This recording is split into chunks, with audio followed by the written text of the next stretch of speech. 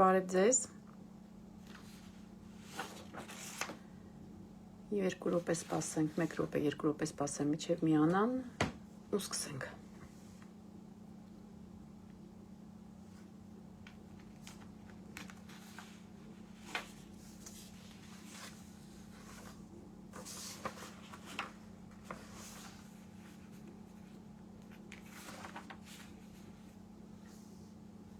Նախ եկեք պայմանավորվենք, ողջունում եմ բոլորին բարի երեկո։ Իմ կարծիքով այս ձևաչափը ավելի հարմար է թե ինձ, թե ձեզ, քանի որ միանգամից մի քանի հարցերի, ավելի շատ քանակով հարցերի եմ կարողանում անդրադառնալ եւ մի կողմից էլ նաեւ կենթանի շփում է ստացվում։ Ողջունում եմ բոլորին, բարևեք, ով մտնում է, որովհետեւ ինձ կարեւոր է նաեւ ձեր արձագանքը, ես չեմ ուզում, որ ստացվի, որ այսպես ինքս ինձ հետ խոսում եմ։ Դե ուղիղ եթերը սովորաբար այդպես է, բայց տպավորություն, գոնե ինձ համար տպավորություն չլինի, որ ինքս ինձ հետ խոսում եմ։ Եվ իհարկե մեր ավանդույթի, արդեն ավանդույթ եմ ուզում դարձնեմ, որ մեր ավանդույթի համաձայն ուղղակի ամեն մեկը մի բառով գրեք, թե ով որ քաղաքից է այս պահին եթերին հետևում եւ որտեղից եք։ Ես արդեն տեսնում եմ ձեզ, թե ովքեր են հետևում իմ եթերին, այնպես որ ուրախ կլինեմ կարդալ նաեւ, թե որտեղից եք հետևում ինձ։ Միացնեմ մի քիչ հովանամ։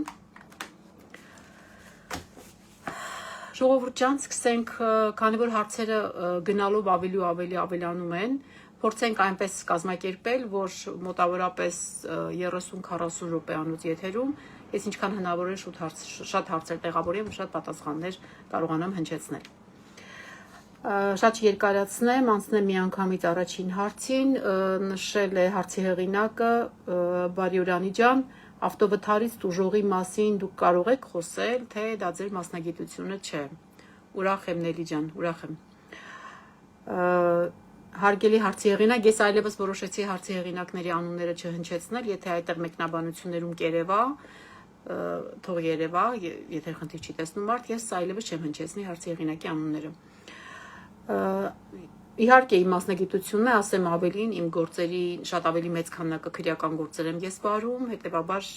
տուժողի իրավունքները, այստեղ կարևոր չի թե ավտովթարի գործով, թե որ գործով, առհասարակ տուժողի իրավունքները նույնն են։ Քրեական դատավարության օրենսգրքի 50-րդ հոդվածը սահմանում է տուժողի իրավունքները, որտեղ նշում է, որ տուժողը իրավունք ունի, նախ տուժող ճանաչվում է քննիչի որոշմամբ, եւ տուժողն իրավունք ունի մի շարք իրավունք ունի իր իրավունքները իրացնել մի շարք իրավունքներով, նաեւ պարտականություններ ունի, ըստ էության նա իրավունք ունի ներկայացնել միջնորդություններ, ներկայացնել ապացույցներ, ներկայացնել իր դիրքորոշումը, ծանոթանալ մեղադրանքի ծավալին, եթե քննիչի կամ վարույթի որևէ մասնակցի կողմից որևէ գործողություններ են իրականացվում, որը տուժողի կարծիքով ոտնահարում են իր իրավունքները, իրավունք ունի առարկի այդ մասով, իրավունք ունի, այսինքն պարտավոր է ցուցմունք տալ, սակայն իրավունք ունի ցուցմունք չտալ, եթե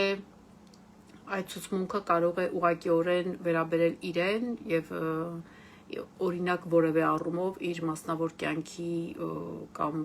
իր մեղավորության վերաբերյալ որևէ տվյալ փաստական տվյալ պարունակի։ Այսինքն որոշակի առումներով տուժողը իրավունք ունի նաև ներկայացնել հանցագործության հետևանքով պատճառած վնասի հատուցում, գույքային հայցի տեսքով, մի շարք իրավունքներ ունի, այսինքն ավտովթարի գործով, թե խուլիգանության գործով, թե ցանկացած գողության, թե ցանկացած գործով տուժողի իրավունքները դրանք նույնն են, որևէ կերպ չեն առանձնանում եւ չեն տարբերվում, այսինքն առանձնահատուկ տարբերություն չկա, թե որ հանցագործության մասին ենք խոսում։ Այստեղ մի այսպիսի հարց է, ես ժողովուրդ ջան, բարևում եմ բոլորին եւ սպասում եմ բոլորի, թե ով որտեղից է հետևում։ Ուրեմն հարցերի արանքում ես կնայեմ, ուրախ եմ շատ, Արթուր Մեջլումյան, Ռոզաննա, ուրախ եմ շատ, իդեպ շնորհակալ եմ շատ ձեր այսօրվա նվերի համար, Վանաձորից Լիլո Զաքարյան, Արարատից Սոնյա, ուրախ եմ շատ, իսկապես ինձ շատ հետաքրքիր է, թե ինչ աշխարհագրություն ունի իմ բլոգը, որովհետև ես տեսնում եմ բազմաթիվ հավանումներ, բազմաթիվ մեկնաբանություններ, բայց ոմանց հասկանում եմ, թե որտեղից են, ոմանց չեմ հասկանում որտեղից են, բայց ինձ իսկապես շատ հետաքրքիր է ցանկացած իմ հետևորդ, որտեղից է հետևում, ինչպես է գտել իմ բլոգը, ինչպես է որոշել ինձ հետևի, որտեղ մարդ կա ասում է ինձ խորհուրդ են տվել, մարդ կա ինքն է պատահական հանդիպել, ինչևէ, ուրախ եմ շատ։ Նաև ողջունում եմ նոր միացողներին։ Ուրեմն հետևյալ հարցն է ուղարկվել. տարիներ առաջ մեծ քույրս մորս հետ ինձ խաբել են, վերջերս պարզվեց, որ ես նվիրել եմ իմ բաժնեմասը։ Սա շատ նմանատիպ իրավիճակ էր, երբ ես, եթե կհիշեք, մի քանի տեսանյութ առաջ նմանատիպ իրավիճակի մասին էի խոսել եւ բավականին ակտիվ քննարկվեց, նույնիսկ մարդիկ ասում էին, չի կարող նման բան լինել, ոնց կարող է հեքիաթները, եթե կհիշեք, լիազորագրի մասին պատմել է, որ ամուսնու ընկերոջ անվամբ լիազորագիր էր կինը ստորագրել։ Հիմա մոտավոր նմանատիպ իրավիճակ է, տեսեք, ըստ էության ես ամեն անգամ նույն բանն եմ ասում, որ ժողովուրդս ուշադիր եղեք ինչ եք ստորագրում, որովհետև օրինակ իմ դեպքում եւ այս նմանատիպ դեպքում ստացվում է, որ մարդը կամ լիազորել է, լիազորագրով են գործարքարել, կամ տեղում է նվիրատվության գործարքարել։ Ես մի փոքր չեմ ուզում հավատալ, որ նոտարական գրասենյակում նոտարը չի բացատրել նվիրատվության գործարք է ստորագրվելու։ Ենթադրում եմ, որ հավանաբար լիազորագրով է դա եղել, այնուամենայնիվ լիազորագիր ստորագրելից եւս ուշադիր եղեք լիազորության ծավալին, որովհետեւ լիազորագրում երբեմն մարդկանց մոտ այդպիսի մտավախություն կա, ասում են լիազորագիր եմ տալիս, հիմա այդ լիազորագրով ինչ կարող է անել։ Ճիշտ այն լիազորության, այն ծավալով, որ դուք լիազորում եք, այդ ծավալով էլ անձը կարող է լիազորության սահմաններում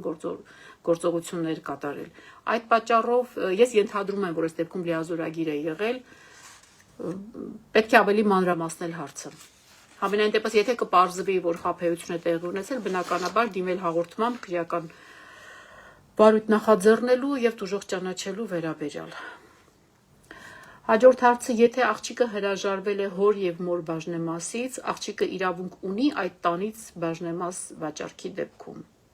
Երևի պահանջել բաժնեմաս վաճառքի դեպքում։ Տեսեք, այստեղ մի փոքր անորոշություն կա, բայց ես փորձեմ մի փոքր բացահայտել։ Եթե հարցի հեղինակը նկատի ունի, որ հոր եւ մոր ժառանգության բաժնեմասից է հրաժարվել եւ հետագայում իրավունք ունի տանից բաժնեմաս պահանջել վաճառքի դեպքում։ Տեսեք, մի հետաքրքիր իրավիճակ կարող է լինել։ Օրինակ, ընդունենք մի իրավիճակ, որ տան մեջ համասեփականատերեր են մի քանի հոգի, այդ թվում նաեւ աղջիկը, այդ թվում նաեւ հայրը եւ մայրը։ Եթե հայրը եւ մայրը մահացել են, մահանալուց հետո աղջիկը հոր եւ մոր ժառանգությունից հրաժարվել է, դա հաճախ հանդիպող իրավիճակ է։ Բայց առանձին աղջիկը ունի իր բաժինը, օրինակ 1/4, օրինակ 1/5, որևէ բաժին ունի։ Այսինքն պատկերացնում եք, չէ, առանձին ունի իրավունք ծնողների ժառանգություն ստանալու եւ առանձին ունի նաեւ իր բաժնեմասը։ Հիմա հնարավոր է իրավիճակ լինի, որ այս աղջիկը ծնողների բաժնեմասից հրաժարվել է, սակայն իր առանձին 1/4, 1/3, 1/5 էական չէ, բաժնեմաս ունի։ Ապա հարցով իրավունք ունի այդ տանից բաժնեմաս պահանջել, եթե ունի բաժնեմաս սեփականության վկայականով, ապա ըստ էության այո, իրավունք ունի, անկախ նրանից, որ ինքը հրաժարվել է իր ծնողների ժառանգությունից։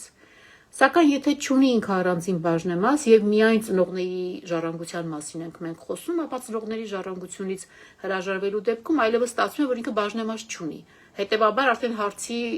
իմաստնել է կորում, որովհետեւ բաժնեմաս չունենալու դեպքում բնականաբար ինչ պահանջի։ Նորից հետ գամ ձեզ։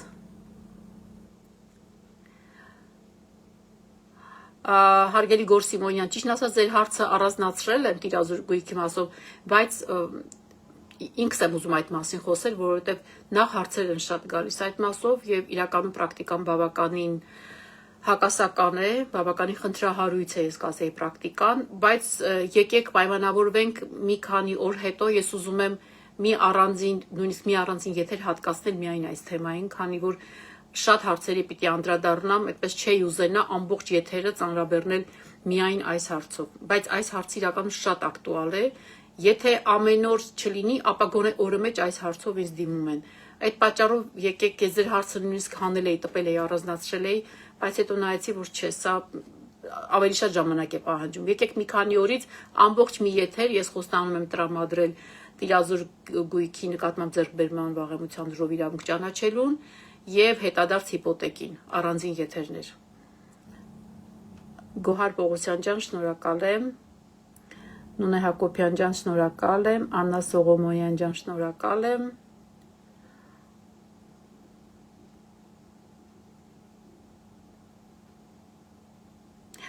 Ռուբեն Ռուբենս, խնդրեմ, համեցեք։ Սոնյա ջան, շնորհակալ եմ։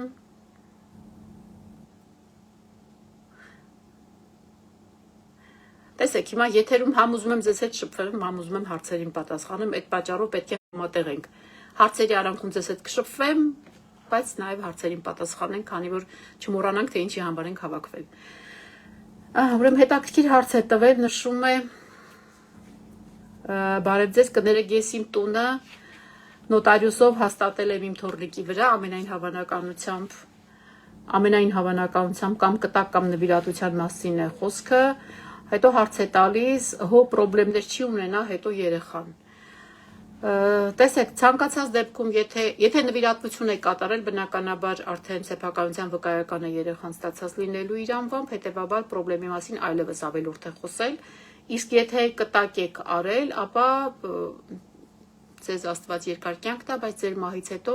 պետք է լինելու, որ 6 ամսյա ժամկետում դիմում ներկայացվի, որպեսզի կտակը ընդունվի։ Ըստ էության միակ պրոբլեմը կարող է լինել այն, որ 6 ամսյա ժամկետում հանկարծ դիմում չներկայացվի։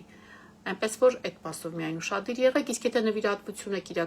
գործարք եք հաստատել եւ նվիրատվության հիմքով արդեն վկայական ստացել, ապա բացարձակ պրոբլեմ չի կարող լինել։ Իհարկե, եթե դատական վեճերի մասին է խոսքը, եթե կարող է ինչ-որ մեկը վիճարկել միշտ կարող են, այդպես դա հնարավոր չի կանխատեսել ու հնարավոր չի կանխել։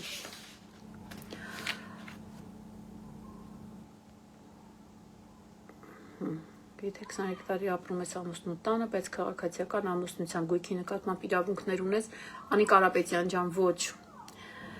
Եթե ապրում ես քաղաքացիական ամուսնությամբ, որևէ իրավունք այս դեպքում չի ծագում։ Ուղղակի ապրում եք։ Նելի Հակոբյան ջան, շնորհակալ եմ։ Ռուզաննա Ջանսոն,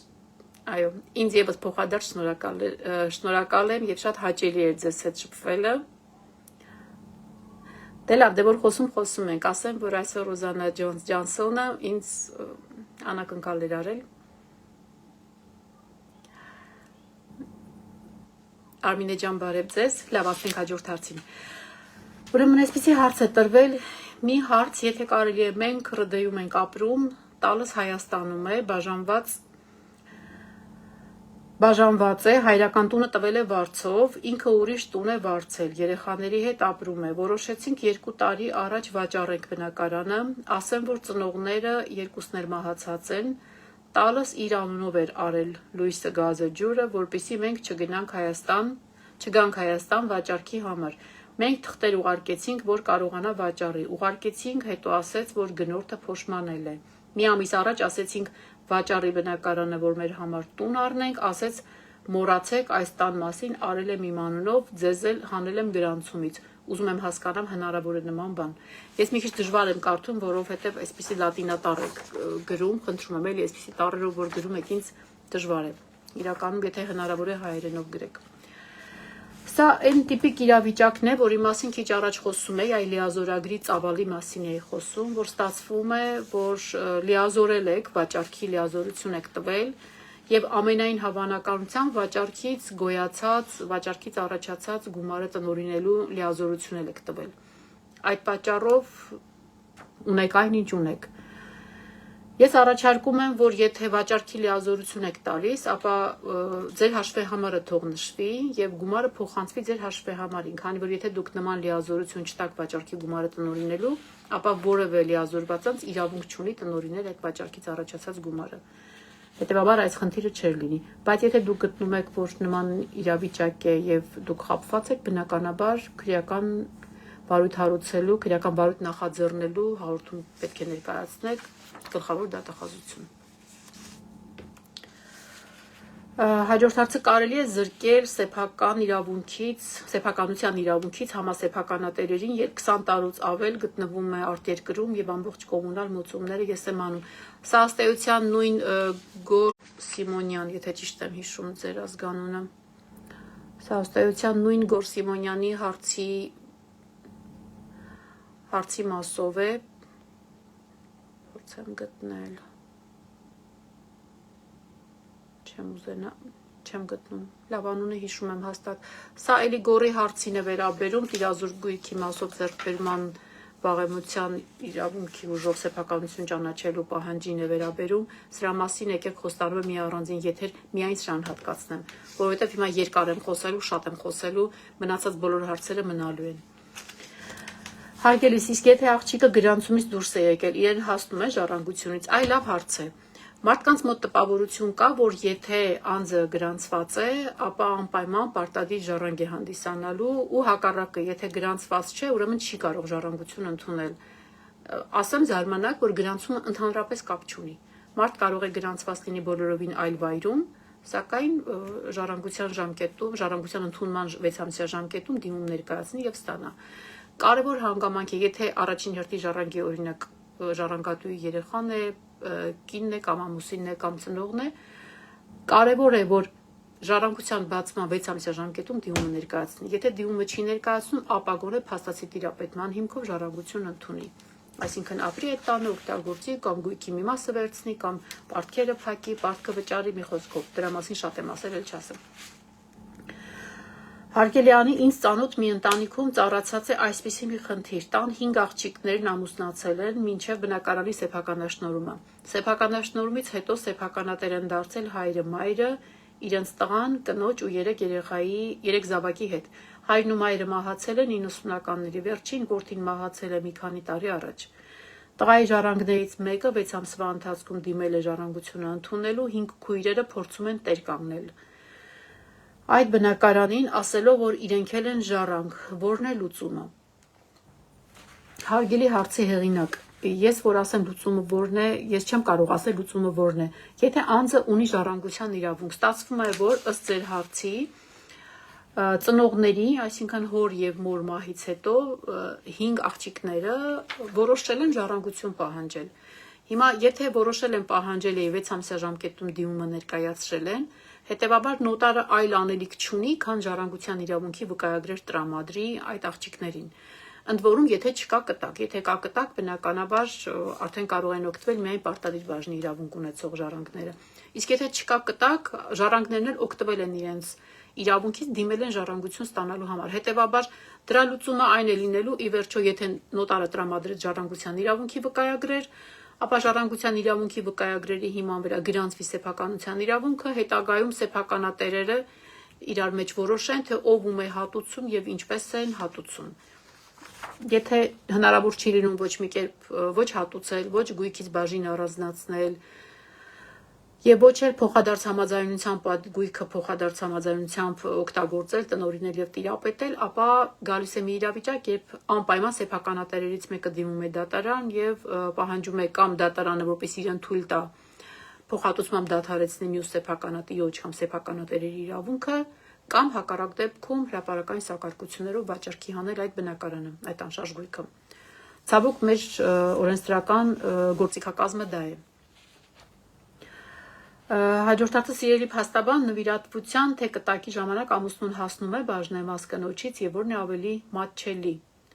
Եթե նկատի ունեք, որ նվիրատվության եւ կտակի ժամանակ արդյոք դա համարվում է համատեղ ամուսնական գույք, ապա ոչ, չի համարվում համատեղ ամուսնական գույք։ Իսկ եթե հարցնում եք, թե որն է ավելի մատչելի, որ գործարքն է ավելի մատչելի, նվիրատվություն թե կտակը, դա բնականաբար կտակը։ Կտակն ավելի մատչելի է արժեքի իմաստով, որովհետև կտակը միակողմանի գործարք է, նվիրատվությունը երկկողմանի գործարք է, բացի այդ նվիրատվության համար պետք է լինում մի շարք փաստաթղթերի հավաքում, որը կտակի դեպքում չեք անում։ Ավելի պարզ է կտակի դեպքում, բայց նվիրատվության դեպքում էլ լավն այն է, որ տեղում է սեփականության իրավունքը փոխանցվում, հետևաբար հետագայում այլևս կտակ կատարող անձը փոշմանելու դեպքում էլ արդեն դժվար է լինում, որովհետև եթե կտակ են անում, կտակից հետո 1000 անգամ մարդը կարող է փոշմանել, վերացնել, փոփոխել, նոր կտակ կազմել ու տարատեսակ կտակային այդտեղ հանձնարարությունները փոփոխել, պայմանը փոխել, 1000 ու մի բան կարող է փոփոխել։ Իսկ նվիրատվության դեպքում արդեն իրավունքը գրանցվում է, անձը դառնում է սեփականատեր եւ հետագայում բավականին բարդ, գրեթե անհնարին է լինում վիճարկելը։ Լավ, ես գամ ձեզ մոտ էլի։ Ինչ հաճելի է, շատ ծանոթ մարդիկ են ինձ հիմա նայում, ողջունում եմ բոլորին, ողջունում եմ նոր միացող իմ հետևորդներին, Հովհաննես Ավանեսյան, դուք միշտ ակտիվ եք, ինչպես միշտ, շնորհակալ եմ ձեր ակտիվության համար, Գայանե ջան, շնորհակալ եմ, Աննա Մերի Գևորգյան, շնորհակալ եմ,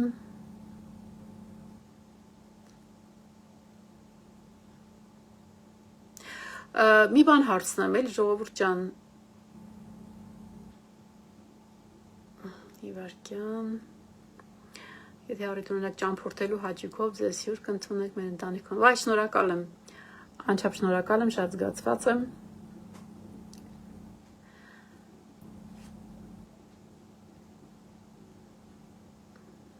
Սաթենիկ Սաթեն, կտակի մասին ինֆորմացիան գաղտնի է, ինչու եք գրում այստեղ, մի գրեք, նման ինֆորմացիան մի գրեք, նման ինֆորմացիան անձնականում գրեք, մի բան հարցնեմ ձեզ, ընթացքում հասկանամ, հետո շարունակեմ հարցերի պատասխանելը, ձեզ էլ է հարմար այսպես ուղիղ եթերով մի անգամից ավելի շատ հարցերի անդրադառնալ, թե առանձին, այդպես երբ որ ես առանձին վիդեոներով եմ նկարում, այսինքն մեկ հարց, մեկ վիդեո, որ ձևաչափն է ձեզ ավելի հարմար, այս ձևաչափը, թե առանձին, ես կարծում եմ այսպես հարմար է, բայց ես միշտ առաջնորդվում եմ նաև դիմացինից կարծիքով ու հետաքրքիր է դուք ինչ եք կարծում, մինչև ես շարունակեմ մյուս հարցերը նայել, ես եմ ճանաչել,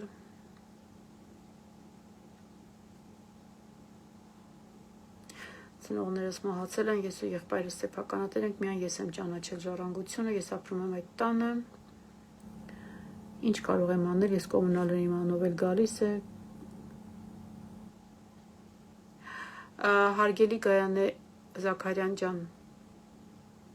եթե դուք նշում եք միայն ես եմ ճանաչել ժառանգությունը, ինչ նկատի ունեք, այսինքն ժառանգության իրավունքի վկայագիր եք արդեն ստացել, թե ուղղակի նկատի ունեք, որ փաստացի տիրապետման հիմքով դուք ընդունել եք ժառանգությունը,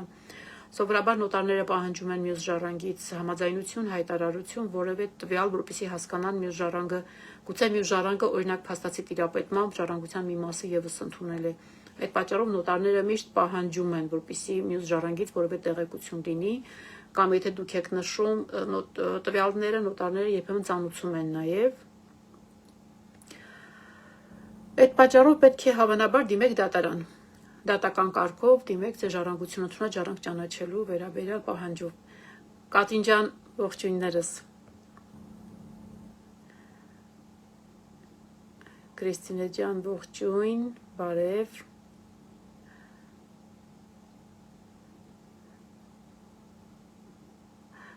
Ոյ, այս մեծ հարցերը ինձ մի քիչ դժվար է կարդալը,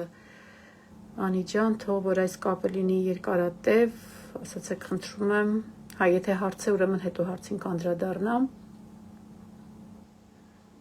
հա, Կատրին ջան, որոնք որ անձնական հարցեր են, խնդրում եմ, որոնք որ այնպիսի բնույթի հարցեր են, որ պահանջում է կոնֆիդենցիալություն, այստեղ մի գրեք, երեկ էլ մի քանի հարց կար, որոնք ես նշեցի, որ չէ, սրանք կոնֆիդենցիալ հարցեր են, առանձին գրեք,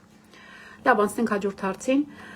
Բարի օր Անի ջան, իմ մայրը մինչև մահանալը իր մասնեբաժինը կտակ արեց թորնիկին, մահանալուց հետո նոտարը մայրիկիս մասնեբաժնից մյուս ժառանգներին էլ բաժին տվեց, ասեց մամատ երկար է ապրել, խնդրում եմ ինձ ասեք, ճիշտ է արել նոտարը, հավանաբար նկատի ունի, որ նոտարը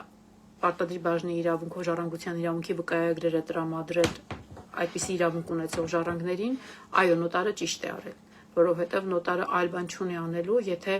պարտադիր բաժնի իրավունք ունեցող անձը դիմում է ներկայացնում, դա այն անձինք են, ովքեր չգիտեմ եւ նոր միացող հետևորդները չգիտեն, ասեմ, դրանք այն անձինք են, ովքեր ժառանգության բացման պահին, այսինքն ժառանգատուի մահվան պահին 60 տարին լրացած են կամ հաշմանդամություն ունեն, կամ դատարանի վճռով անգործունակ են ճանաչված, կամ անչափահաս են, այսինքն կա որոշակի կատեգորիա մարդկանց, ովքեր անկախ կտակի բովանդակությունից, նույնիսկ տեսեք հիմա այս դեպքում նշում են, որ կտակել է թորնիկին մայրը, բայց նոտարը մյուս ժառանգներին էլ է բաժին տվել, եւ այդ ժառանգները այո ամենայն հավանականությամբ այդ պարտադիր բաժին ունեցող ժառանգներն են, հետեւաբար նոտարը ճիշտ է, այլ կերպ չէր կարող վարվել, Շատերը բարձ ասեմ այս մասով դժգոհում են, ասում են սխալ է օրենքը, եթե կտակարարը որոշել է ում պետք է գույքը հասնի, ապա ինչու է նոտարը իր որոշման բաժանում այս ու այն կողմ այդ ժառանգությունը, բայց օրենքի տրամաբանությունն այն է, որ եթե կան այնպիսի անձինք, որոնք խոցելի խմբում են, օրինակ նշեցի անչափահաս է, հաշմանդամություն ունի, անգործունակ է, 60 տարին լրացած է, ապա օրենքը այս կերպ գոնե ինչ-որ նվազագույն այդ պատճառով, քանի որ պարտադիր բաժինը ասում է օրենքով հասանելիքի կեսը, այսինքն օրենքով հասանելիքի դեպքում կստանար ենթադրենք 1/3, պարտադիրի դեպքում ստանում է 1/6, այսինքն գոնե օրենքով հասանելիքի կեսը օրենքի տրամաբանության հետ է, որ պետք է հասնի։ Ես համաձայն եմ այդ տրամաբանության հետ, որ չստացվի այնպիսի իրավիճակ, որ օրինակ ժառանգատուն մահանա, պարզվի, որ ժառանգատուն ուներ անչափահաս երեխա եւ այդ անչափահաս երեխային ոչինչ չհասավ։ Այս ձևաչափը հարմար է Արփի Աբրամյան, հա, ես էլ եմ կարծում հարմար է Սոնյա Մոների, իհարկե այսպես։ Գայանե Զաքարյան ջան, կապան եկել եմ իդեպ շատ, դատականիստերի ժամանակին շատ եմ եկել, մի քրեական գործով կապանում էի մասնակցում, հետո իմ միջնորդությամբ տեղափոխեցինք Գորիս նստավայր, բայց ժամանակ առ ժամանակ գալիս է եւ Կապան եւ Գորիս։ Այնպես որ Կապանը ես էլ եմ շատ սիրում, բայց մոտակա ժամանակներում չունեմ պլաններ, բայց որ գամ դուր կտամ։ Հիմա որ հարցին անդրադառնամ, այստեղ գրած հարցին թե ինձ տված, չէ, եկեք նախապես հարցերին անդրադառնամ, որովհետեւ սրանք արդեն առանձնացրել եմ։ Իսկ որ մեկ երեխա է, այլ ժառանգներ չկան, այդ դեպքում ինչպիսի քայլեր պետք է արվի, որ հետագայում խնդրի առաջ չկանգնել, եթե կտակ չի արվել, ինքնաբերաբար չի փոխանցվում երեխային։ Սա 3 առաջուրվա եթերում էլ նույն հարցին անդրադարձա։ Չէ, ժողովուրդ ջան, եթե նույնիսկ մի ժառանգ է, դա չի նշանակում, որ ինքնաբերաբար պետք է փոխանցվի։ Անհրաժեշտ է երկու եղանակից որևէ մեկը ժառանգության ընդունման կամ դիմումի ներկայացում նոտարական գրասենյակ կամ փաստացի տիրապետմամբ գույքի տիրապետում ժառանգության ընդունում փաստացի տիրապետմամբ եթե ոչ այս եղանակով ոչ մյուս եղանակով ժառանգություն ընդունվել ապա խնդրահարույց է նույնիսկ այն դեպքում եթե միակ ժառանգն է խնդրում եմ ես ամեն օր չէ երևի թե ամեն երկու եթերը մեկ նույն բանն եմ ասում ամեն վիդեոն նույն բանն եմ ասում որ 6 ամսյա ժամկետում ավելի հեշտ է դիմում ներկայացնել քան հետագայում գնալ դատական կարգով վիճարկել հաստատել որ դուք օրինակ ընդունել եք ժառանգական գույքը այս ներքնակն եք ընդունել այն գորգն եք ընդունել այն ոսկյա զարդերն եք ընդունել մյուս կողմն էլ վիճարկի ավելի լավ չի 6 ամսյա ժամկետում դիմում ներկայացնեք ու վերջացնեք Բարև ձեզ, հա մի բան էլ ասեմ 6 ամսյա ժամկետում դիմում ներկայացնելու մասին տեսեք, ըստ էության, եթե դուք նույնիսկ երկրում չեք, դուք իրավունք ունեք լիազորված անձի միջոցով այդ դիմումը ներկայացնել, հետևաբար հեչ պարտադիր չի, որ դուք երկրում լինեք։ Պարտադիր է ուղղակի, եթե լիազորված անձ եք ուզում ունենաք, լիազորված անձին լիազորեք հստակ նշելով, որ ժառանգության ընդունման վերաբերյալ դիմում ներկայացնի ժառանգատուի տվյալները։ Այսինքն, եթե լիազորություն եղավ, որևէ խնդիր չկա։ Հաջորդ հարցը բարև ձեզ մի այսպիսի հարց ամուսնացած եմ, բայց ԶԱԳՍ չունեմ Ամուսնուս կողմից բազմիցս ենթարկվել եմ բռնության, ունեմ 2 երեխա, հիմա ապրում եմ Վարձով։ Հարցս հետևյալն է, եթե գրանցված ենք փաստացի, այսինքն գրանցված ամուսնություն չկա, եթե ճիշտ հասկացա, բայց ամուսինս հայրություն է ճանաչել, այո, ճիշտ եմ հասկացում։ Ամուսինս կարող է առանց երեխաների համաձայնության վաճառել բնակարանը։ Իրավիճակը այն է, որ ես եթե ճիշտ եմ հասկանում, փաստացի միայն որպես ամուսիններ բնակվում են միասին, բայց գրանցված ամուսնություն չկա ՔԿԱԳ մարմնում, եւ երեխաներին էլ հայրը հայրություն է ճանաչել։ Ու ամուսինը բնականը վաճառելիս կարող է առանց երեխաների համաձայնության վաճառել։ Հարգելի հարցի հեղինակ, ես քան որ հեղինակին կտրել եմ չեմ տեսնում, իսկ ինչու պետք է երեխաների համաձայնությունը հարցնի։ Օրենքի իմաստով, վատ հարց եմ տալիս, բայց օրենքի իմաստով դա է։ Եթե երեխան համասեփականատեր չի, բնակարանի սեփականության իրավունք չունի, ապա սեփականատերը ինքն է որոշում իր գույքի տնօրինման մասով իր գործողությունները։ Այսինքն կվաճառի, գրավ կդնի, նվեր կտա, կկտակի, կփոխանակի, ինքն է որոշում։ Երեխաների համաձայնություն, որպես այդպեսին, չի պահանջվում օրենքով։ Եթե սեփականատեր են, դա այլ հարց է։ Բարև ձեզ, մի հարց, իսկ թորնուհին համարվում է ժառանգ կամ իրեն հասնում է ժառանգություն։ Հարգելի հարցի հեղինակ, տեսեք, թորնուհին, թորնիկը ընդհանրապես միայն այն դեպքում կարող է ժառանգություն ունենալ, եթե առաջին հերթի ժառանգը մահացել է մինչև ժառանգության բացումը, այսինքն ներկայացման իրավունքով։ Կամ եթե կտակ է կազմվել։ Օրինակ, եթե պապիկը կամ տատիկը կտակել են իրենց թորնիկին, բնականաբար իրենք համարում են ըստ կտակի ժառանգներ։ Իսկ եթե չկա այդպիսի կտակ, ապա օրինակ, որպես օրինակ քննարկենք, ենթադրենք երկու երեխա ունի ժառանգատուն, օրինակ պապիկը երկու երեխա ունի։ Երեխաներից մեկը ողջ է, մյուսը մահացած է։ Մահացած զավակը ունի ենթադրենք երկու երեխա, հա։ Ժառանգություն բացվելիս, երբ որ պապիկը կմահանա, ուրեմն կստացվի, որ ժառանգներից մեկը, լավ, ընդունենք տատիկն էլ կա, ստացվում է 3 ժառանգներ են դառնում։ Ուրեմն ժառանգներից մեկը, ով որ մահացած է, նրա փոխարեն հանդես են գալու նրա երեխաները ներկայացման իրավունքով։ Այս դեպքում թոռները կարող են ժառանգ հանդիսանալ միայն ներկայացման իրավունքով։ Իսկ այն ողջ երեխան, նրա երեխան ժառանգ չէ։ Այսինքն, ով որ ողջ է, նրա երեխան չի կարող ժառանգ համարվել, իսկ մահացած երեխան միայն ներկայացման իրավունքով։ Իսկ եթե կտակ է կազմում, ոնց որ նշեցի, արդեն ըստ կտակի ժառանգության իրավունքի վկայագիր է տրամադրվում։ Բարև ձեզ, մեկ անգամ, եթե դժվար չի, անդրադարձեք այն հարցին, թե որն է ավելի գլխացավանք չբերող կարգավիճակ, կտակը թե նվիրատվությունը։ Ես այս հարցին, արդեն ամաչվում եմ այս հարցին անդրադառնամ։ Որն է ավելի գլխացավանք չբերող, եթե նկատի ունեք ավելի հեշտ է կտակը։ Եթե նկատի ունեք, որ հետագայում ավելի դժվար վիճարկվող, ավելի սեփականության իրավունքը տեղում փոխանցվող, դա նվիրատվությունն է։ Բայց ելի եմ ասում, ժողովուրդս, ես չեմ ուղղորդելու ձեզ կտակ թե նվիրատվություն որը անեք։ Դա դուք եք որոշում, որովհետև օրինակ իրավիճակ է լինում, որ ինձ մոտ շատ են մարդիկ գալիս, կոնկրետ ու ընդ որում այնպիսի տարիքում գտնվող ամուսիններ, որ արդեն կարծես թե ժամանակն է որոշել, կողմնորոշվել, թե գույքի ճակատագրով ինչ պիտի անեն, փորձում են ինձ հետ քննարկել, ես հետևանքները բացատրում եմ, իրենք իմ ներկայությամբ ասում են, չէ, այդ դեպքում մենք քանի դեռ ողջ ենք, ուզում ենք, որ գույքը մեր անունով լինի։ Եկեք կտակ գնանք նոտարի մոտ կտակ անենք, ասում եմ իհարկե ձեր որոշումն է։ Եթե դուք ուզում եք, որ ձեր ողջության օրը գույքը ձեր անունով լինի, ուրեմն կտակ եք անում։ Եթե դուք խնդիր չեք տեսնում, օրինակ վերջերս ունեի մի այցելու, ով ասում էր, որ չէ, ես որևէ խնդիր չունեմ, բացարձակ ոչ մի խնդիր չունեմ, ես ուզում եմ, որ վկայականը իրենց անունով լինի։ Ասում դե այդ դեպքում նվիրատվություն։ Եթե ուզում եք, որ վկայականը փոխվի ձեր երեխայի, ձեր թոռնիկի, չգիտեմ, ձեր որևէ այն անձի անունով ու մանունով, որ ուզում եք նվիրատվություն ուրեմն։ Եթե ուզում եք քանի դեռ ողջ եք, ձեր անվամբ լինի, ուրեմն կտակ։ Ես մի հատ վերադառնամ ձեզ մոտ նորից։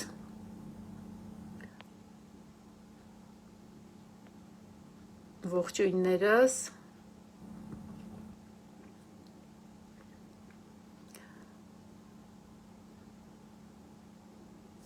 Գայանե Զաքարյան ջան, եթե ճանաչել եք ժառանգությունը նոտարով օրենքով, էլ ինչ եք ուզում անեք, ինչ ձեր հարցը ինչու՞մն է կայանում, ես արդեն չհասկացա։ Այս ձևը շատ լավ է, ես էլ եմ ուրախ, որ շատ լավ է։ Այսպես լավը անմիջական ենք շփվում, Տիկին Թորոսյան ջան։ Հա, ինձ էլ է հաճելի։ Անկեղծ ասեմ, ամենաառաջի եթերը ինձ բավականին վախ ունեի, որովհետև երբևէ միշտ ուզել էի, բայց միշտ ինչ որ կոմպլեքս կար ուղիղ եթերից, մտածում էի, չգիտեմ ոնց կստացվի, ինչ կստացվի, միանգամից եթերում այսքան մարդ կլինի, բայց ոնց եմ կարողանալու, բա ինչ եմ անելու, բայց չէ, բավականին հաճելի ու թեթև անցնում, իսկապես ավելորդ էր իմ բոլոր վախերը։ Գիտեք, ես ոնց որ անկեղծ կամ այդպես անկեղծ էլ ձեզ ասում եմ, ես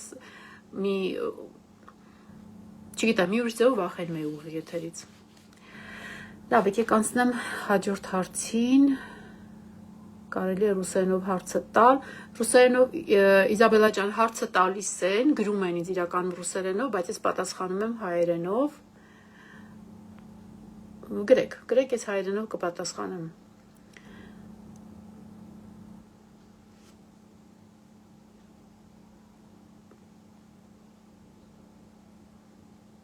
Սոնյա Մոների Սոնյա ջան, եթե ճիշտ եմ հիշում, ես ձեր հարցը արդեն տպել հանել եմ։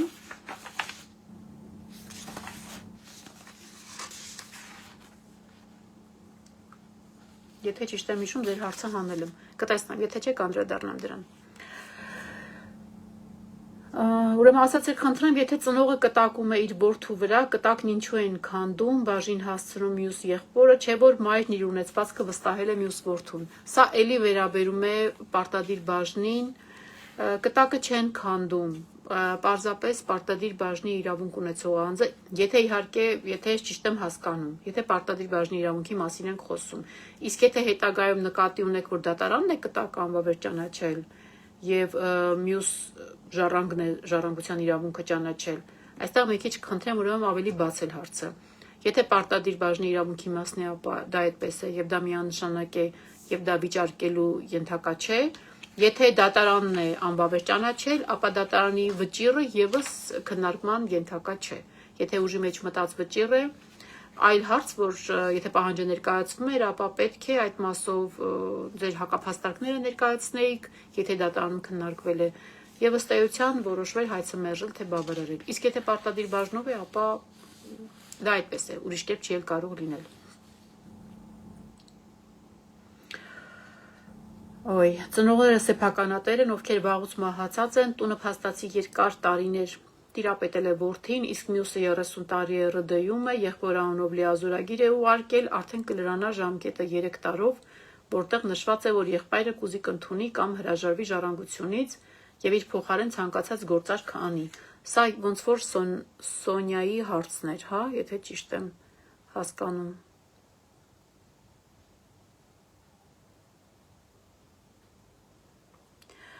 Հա Սոնյա ջան, արձագանքեք, հասկանամ, սա ձեր հարցն է։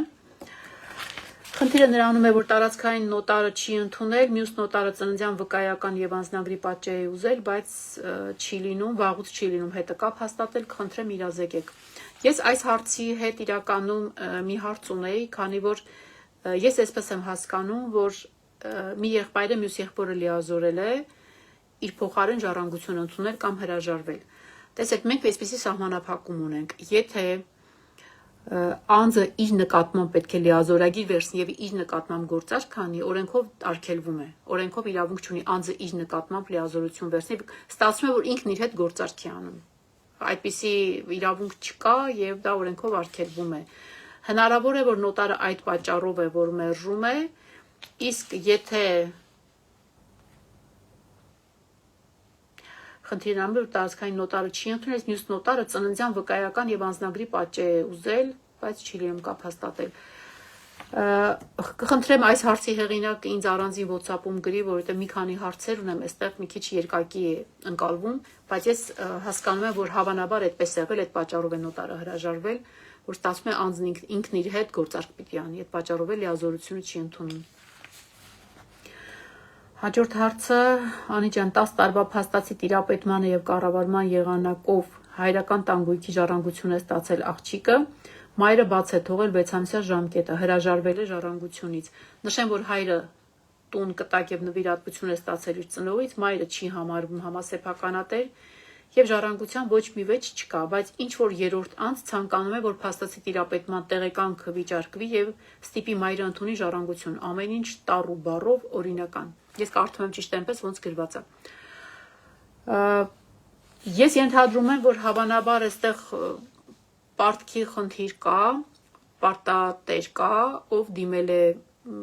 պահանջով, հետո պարզվել է, որ ժառանգություն օրինակ մորդեմ պահանջ կա,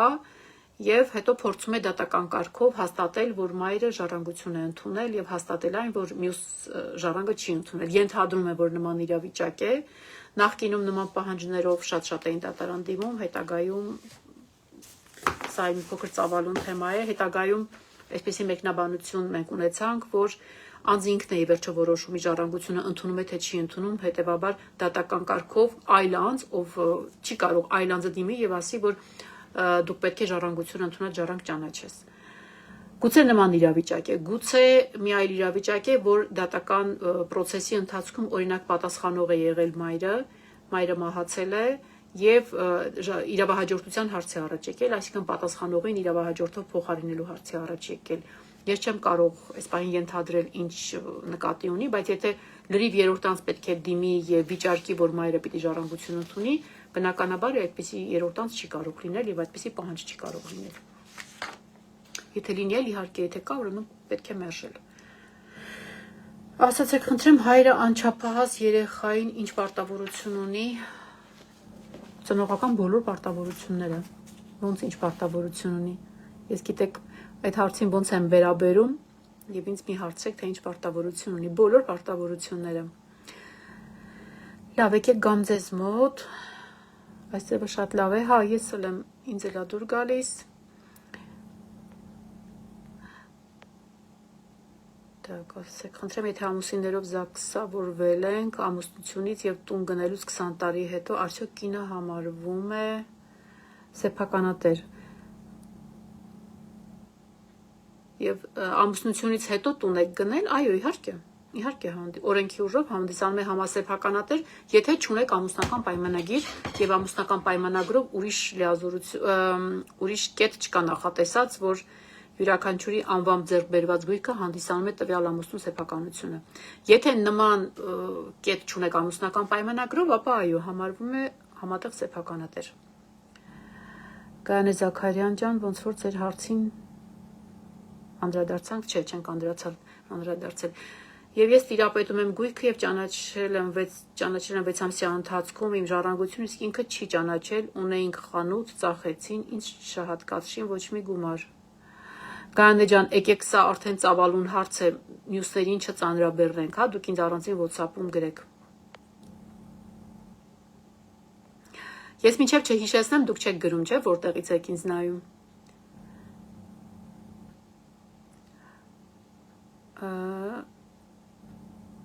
Սա իմ հեռախոսահամարն է,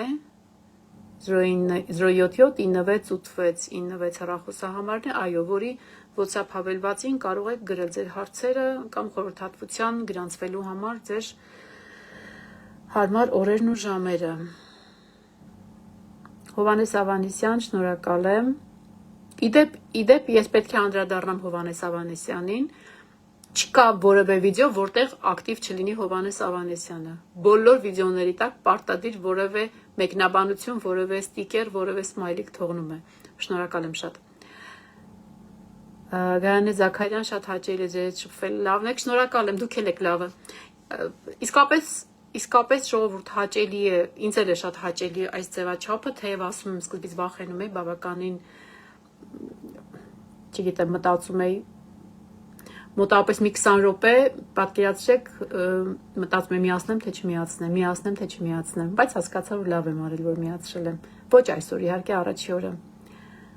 Հեղինե ջան, ողջույններս։ Գայանե Զաքարյան ջան, ասեցի, WhatsApp-ին գրեք։ Սոնյա Մոների, ձեր հարցն էլ փաստորեն, չէ, ճիշտ հասկացա։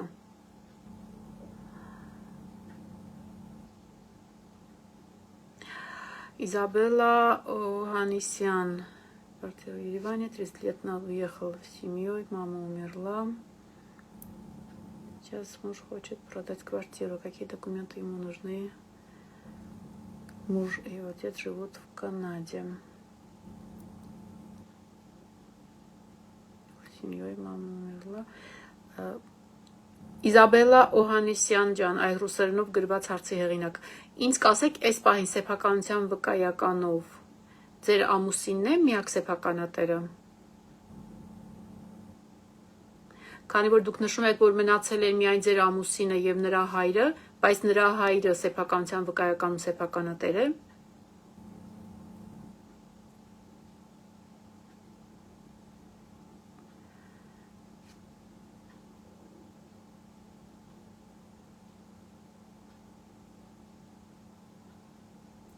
Նարինե Եպիսկոպոսյան ջան, ես բնականաբար այն հարցերը, որոնք որ պահանջում են կոնֆիդենցիալություն, ես ինքս եմ առաջարկում, որ գրեն անձնական եւ այստեղ չքննարկեն։ Նույնիսկ հարցը այստեղ տեղգտնելու դեպքում ինքս ուղղորդում եմ դեպի իմ WhatsApp։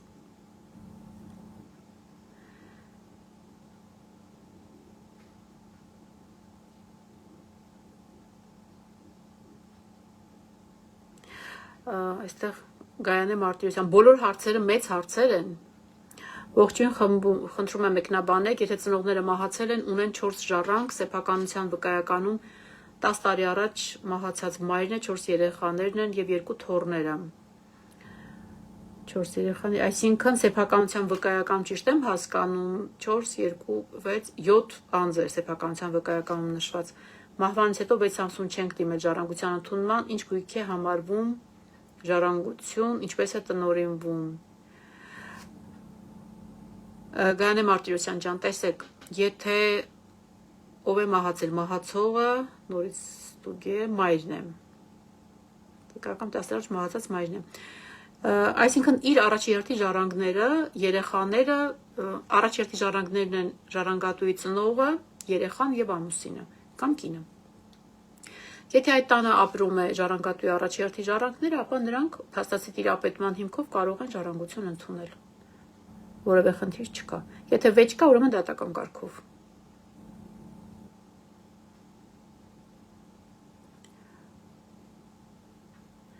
Նարինե Մարտիրոսյան ջան, Ֆրանկֆուրտից եք, ուրախ եմ շատ։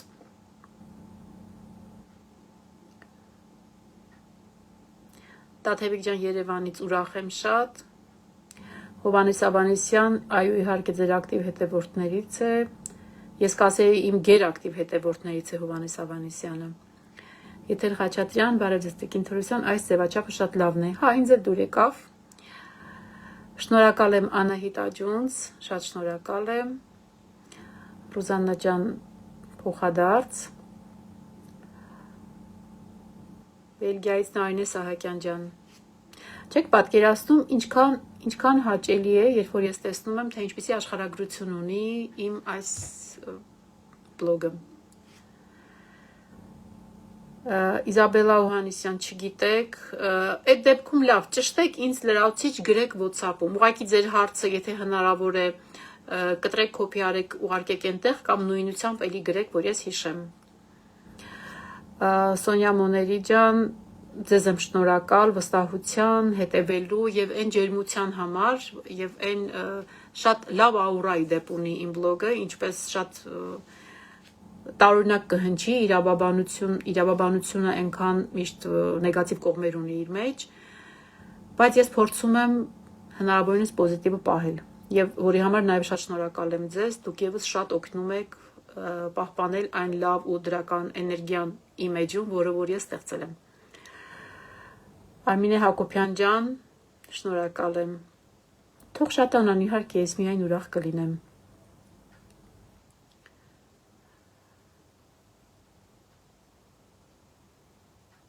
Նարինե Մարտիրոսյան ջան, հա, իսկապես ես կրկնում եմ, որովհետև հասկանում եմ ու ինչու եմ կրկնում, հասկանում եմ, որ բաներ կա, որ մի մասը հասկանում են մարդկանց, մի մասը մի քիչ ավելի երկար ժամանակ է պետք որ հասկանան։ Մարդկա ավելի խճճվում է, ինչ որ մի բան պետք է մի քանի անգամ գուցե կրկնել, որ իր մոտ ավելի տպավորվի։ Ես միայն ուրախ եմ լինում, ճիշտ է, շատ եմ կրկնում, բայց երբ որ հասկանում եմ, որ մարդ հասկացավ, դա ինձ համար երևի թե իմ նպատակի կատարումն է։ Ժողովուրդ ջան, ուրախ էի շատ, հաճելի էր, երևի արդեն ստացվեց, երևի չէ, համարյա 1 ժամ է, նախատեսել էի 40 րոպե, բայց տևեց 1 ժամ։ Եթե կլինեն էլի հարցեր, գրեք, որոնք որ անձնական բնականաբար բնույթի են եւ այնպիսի բնույթի են, որ այստեղ մեկնաբանությամբ գրելու չէ, ուրեմն գրեք առանձին անձնական WhatsApp-ում, որոնք որ կարող եք մեկնաբանության մեջ գրել, գրեք մեկնաբանության մեջ։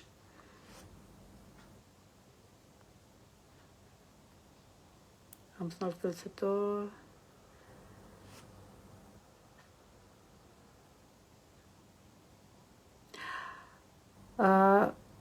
Նինել Համբարձումյան ջան, պրակտիկան այնպիսին է, որ երեխայի ալիմենտը դա երեխայի ապրուստի միջոցն է։ Այո, կարող է ինչ-որ մի մաս փոխանցվի հաշվի համարի, բայց պետք է երեխայի ապրուստի միջոց այն ծառայի։ Հետևաբար չի կարող այդ գումարը սառացվել ամբողջությամբ։